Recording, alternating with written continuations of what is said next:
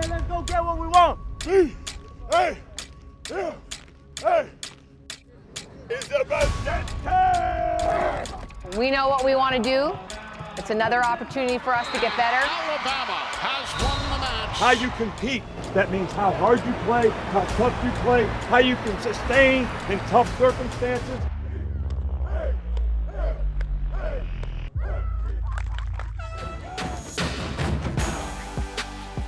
Welcome to Tide TV This Week, brought to you by Renaissance Bank. I'm Chris England alongside Maggie Hetzel. What a way to open the season by the Tide in Atlanta. Alabama did get off to a slow start, but not to worry. They rolled to a big 42-3 win. After a scoreless first quarter, the Tide got things rolling in the second. The Tide capped off a 12-play, 80-yard scoring drive with this Tua Tagovailoa to Miller Forrestall 27-yard touchdown. It was Alabama's first touchdown of the year and the first of his career for Forrestall. On their next drive, the Tide scored again. This time it was on the ground. Brian Robinson punched it in from 1 yard out to put Alabama on top 14-0. Duke got on the scoreboard with this 30-yard field goal with just a few seconds remaining before the half ended to make it 14-3 at the break. To start the third quarter, the Alabama defense came up with a huge stop on the 4th and 3 on Duke's first possession of the second half. Tua then threw his second touchdown of the game. This was to tight end again, but it was Major Tennison this time. It was also Tennison's first career touchdown catch as Alabama went ahead 21-3. On the next play from scrimmage, the Alabama defense came up with their first turnover of the game. Patrick Surtain forced the fumble, and it was recovered by Trayvon Diggs. Alabama converted the turnover into another Crimson Tide touchdown. Tua laid a beautiful pass into the hands of Devontae Smith for an 8-yard touchdown. Tua tacked on another touchdown pass, this one to Jerry Jeudy, who took it for 21 yards for the score. That put Bama up 35-3. On Duke's next possession, Trayvon Diggs came up with his second turnover of the game, this time through the air as he picked off Quentin Harris's pass. Then running back Jerome Ford put an exclamation mark on the Tide's victory. He took the handoff from Tua's younger brother, Talia, and took it 37 yards for the touchdown. It was his first touchdown of his career as well. And then freshman Jordan Battle stopped Duke's final attempt at scoring a touchdown with his first ever interception. So a lot of first for the Crimson Tide as they rolled big in Atlanta 42-3. I think the goal that we had for this game was to try to reestablish our identity as a team in terms of the discipline that we played with and kind of toughness and accountability and everybody putting the team first. And I thought we got off to a little bit of a slow start in terms of our ability to execute, but not because of lack of effort or attitude. And I think as the game went on, we played better and better as the game went on. So obviously, I thought offensively, once we got going, we executed fairly well. I thought Tua played really well. I think third down was a big difference in the game. We actually were 6 for 9 in the first half on third down, which kept a lot of drives going. And you know, the key to it on defense was we got some fourth down stops and we got off the field on third down. I think they were 3 for 12, you know, or whatever. So it's a good win for us. I don't think one game sort of reestablishes anything. I think you got to do it over time, and I think you have to do it as a team, and everybody's got to buy into it. And hopefully this group has been good that way, and we certainly hope we can continue to improve and build on you know, what we did out there tonight. For the game, Alabama outgained Duke 512 to 204 yards, including 367 to 97 through the air. Tua finished the game with a career high in completions, connected on 26 of 31 pass attempts for 336 yards and 4 touchdowns, finishing with a near-perfect 217.5 quarterback rating. Jerry Jeudy also had a career day. Jeudy finished with a career-high 10 receptions for 137 yards and a touchdown. On defense, Alabama held Duke to just 11 first downs with just 107 yards rushing, 97 yards passing. The Alabama defense created 3 turnovers, with 2 of those coming from Trayvon Diggs on a fumble recovery and an interception. Xavier McKinney led the Tide with 8 tackles. And a couple of players were honored as co-SEC Players of the Week. For his performance against Duke, Tua Tagovailoa was named the co-offensive Player of the Week. Tua finished with a career-high 26 completions on 31 attempts, totaling 336 yards with 4 touchdowns.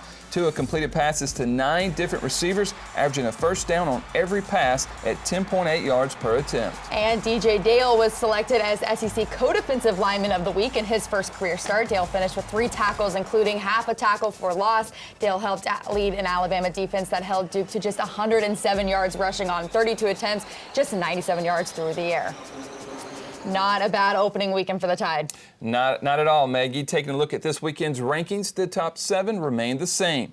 In the Associated Press poll, half of the top 12 teams are from the SEC, including 4 from the SEC West. The Crimson Tide received 8 of the 62 first-place votes. Behind the Tide is Georgia at 3, LSU 6, Auburn moves up to 10, Florida is 11th, and Texas A&M comes in at number 12. And in the coaches poll, the Crimson Tide received 6 of the 64 first-place votes. The top 9 is the same as the AP, but the coaches have Florida at 10, with Texas A&M at 11th, and Auburn is at number 13.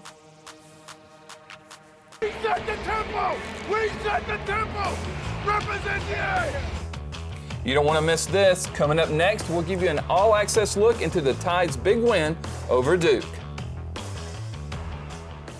Tide TV this week is brought to you by ATI. Built by Bama. Rebuilt by ATI Physical Therapy. Ford and the F-150. Tough runs in our family. See your local Ford dealer today. AFS, a Bayless company. Your foundation and waterproofing specialists, serving you since 2000.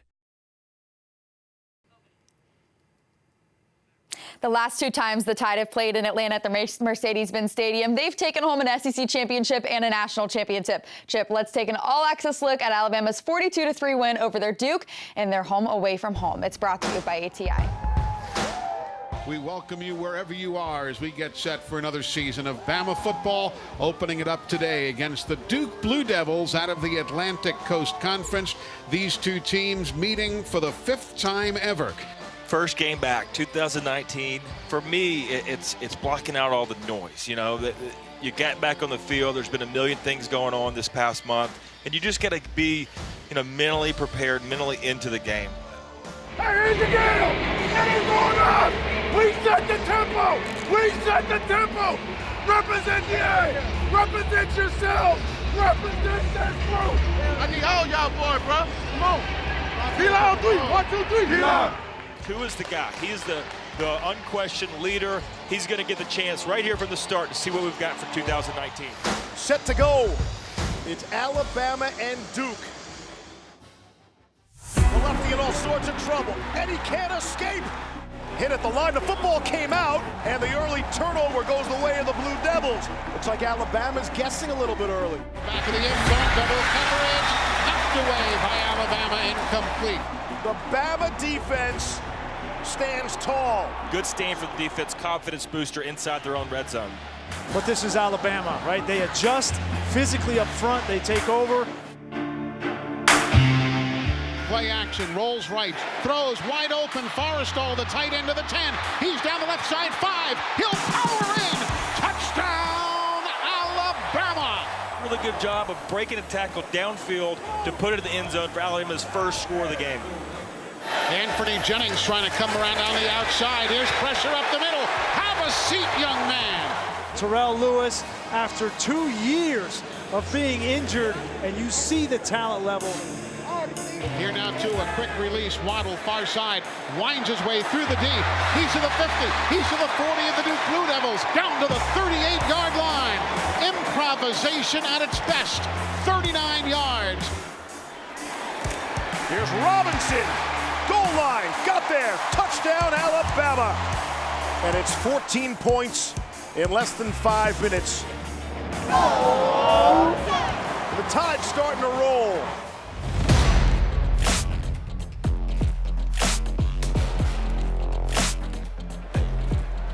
Tua to throw for it. Got a man wide open. Caught. Touchdown. Major Tennison for the score.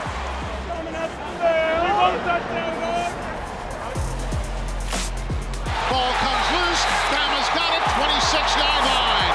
And I expect us to play action and let's put some points on the board. Here's Tagovailoa throwing wide open. Caught. Touchdown. Devontae Smith for the score.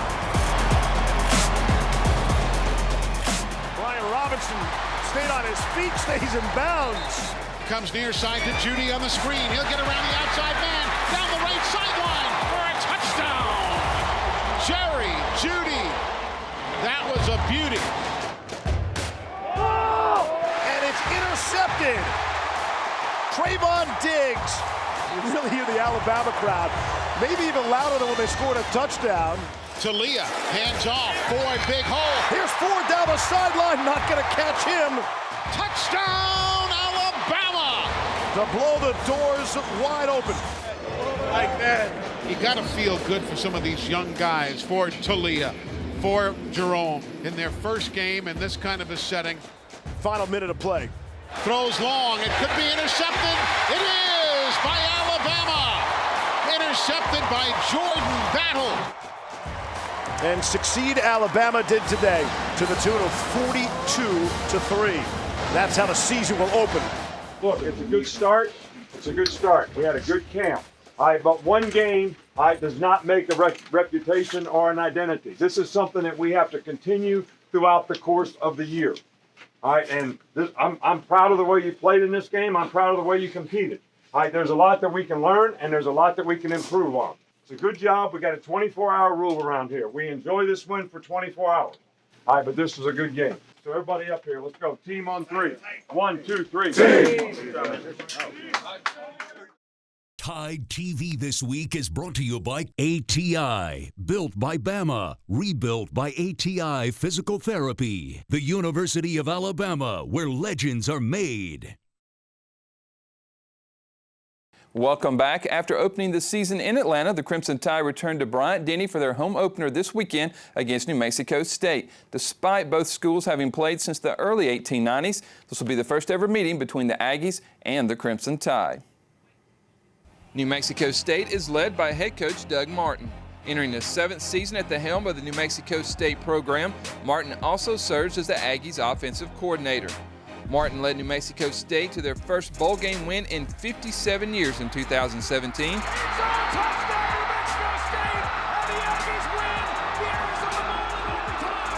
A 26-20 victory over Utah State in the Arizona Bowl. New Mexico State begins their 2019 season against 2 top 25 opponents. Last week, the Aggies took on Mike Leach and the 23rd-ranked Washington State Cougars. The Aggies tied the game at 7 with 6:25 to go in the first quarter, but that would be all of their scoring. From there, the 23rd-ranked Cougars scored 51 straight points to win 58-7. This year, the Aggies returned 17 starters from last season, including 8 on offense. Leading the Aggies offense is redshirt sophomore Josh Adkins. Adkins took over the starting job 4 games into last season and finished the year with 2,563 yards with 13 touchdowns and 9 interceptions. In last week's opener against Washington State, Adkins completed 28 of 42 passes for 221 yards with 2 interceptions. The Aggies' leading receiver from 2018 is gone, but 5 of the top 6 receivers return, along with tight end Bryce Roberts. On the ground, New Mexico State has a duo returning in Christian Gibson and Jason Huntley. The two combined for 1,100 yards and 13 touchdowns. Huntley led the Aggies in carries, rushing touchdowns, and tied for the team lead in receiving touchdowns as he had a career-high 13 total touchdowns last season and led the team with 1,632 all-purpose yards. The All-American also led the nation in kickoff returns for touchdowns with 3. His 5 for his career is just 2 shy of the all-time NCAA record. Jason Huntley, return touchdown. What a start for the Aggies. On defense, New Mexico State returns 9 starters, including everyone on the defensive line. Leading tackler Javon Ferguson is back. The redshirt senior has the attention of talent evaluators across the country as he led the nation in tackles per game last season, averaging 13.2 tackles per game to go along with 5.5 sacks and a pick 6.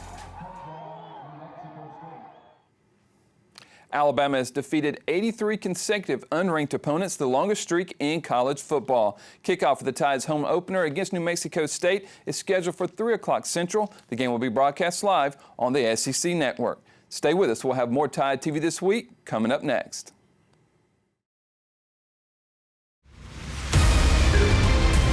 It does not worry itself with what stands in its path. It is not complacent during its high times, and it does not dwell on its low times. Now you owe it to yourself and your teammates. The Tide cares only for its own persistence, for its resiliency to roll again and again, faster and stronger than the time before. The Tide always returns.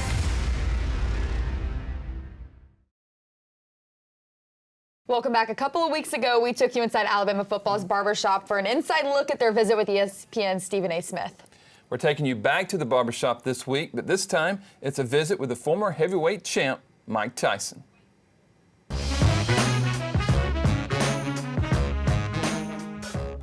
How often did you train? Every day. Every day? A couple of times a day. The total of the day, most of the day was dedicated to just working out, even if it was just walking 7 miles. Let's walk to the town. Let's walk back home. How did you deal with that pain? Like once you reach like the certain level of pain whenever you're working out, how'd you break through that ceiling? Because most of the pain is psychological anyway. It's your mind telling you to stop. You don't want to do this no more. You really want to do this. It's just testing yourself. You're testing the fortitude. Right. You know? And then after you break through that reign of pain or whatever, then it's never painful again. Right. That's what life is about, going through stages of like different levels of life.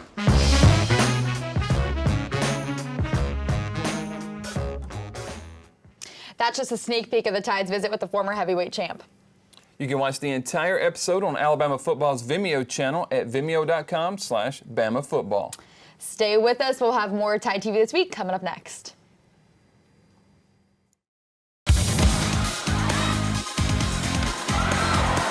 Brought it down. Blocked by Carter. Got it. Alabama utilizing this great energy we're hearing in the gym. She brings it down. Powerful touch, McSparrett. Ends in an ace. Thomas finishes the job. This is your new volleyball coach, Lindsay Devine. Visit RollTide.com and purchase your season tickets today. Harris loads up and throws, and it's intercepted. Trayvon Diggs, and he'll hand to Jerome Ford. Here's Ford down the sideline, not going to catch him. And they go right back to him again. Able to beat a man in space, down the sideline. Jerry Jeudy, what an effort. 4 shots, 3 of those on target, and a including that goal. one right there. Alabama takes the 1-0 lead. Those are our BBVA top plays of the week. Now let's take a look at our players of the week, brought to you by Payless Drugs. Tua Tagovailoa led the Alabama offense in the Tide's 42-3 win over Duke. Tua finished the night completing 84% of his passes for 336 yards and 4 touchdowns. Tua finished with a near-perfect quarterback rating of 217.5. And Trayvon Diggs made his presence felt in the first game back since his injury last season. In Week 6, Diggs had a fumble recovery and an interception. He was part of an Alabama defense that held the Blue Devils to just 3 points and just 97 passing yards on the night. Now let's take a look at next week's schedule for the Crimson Tide. What's next is brought to you by Renaissance Bank.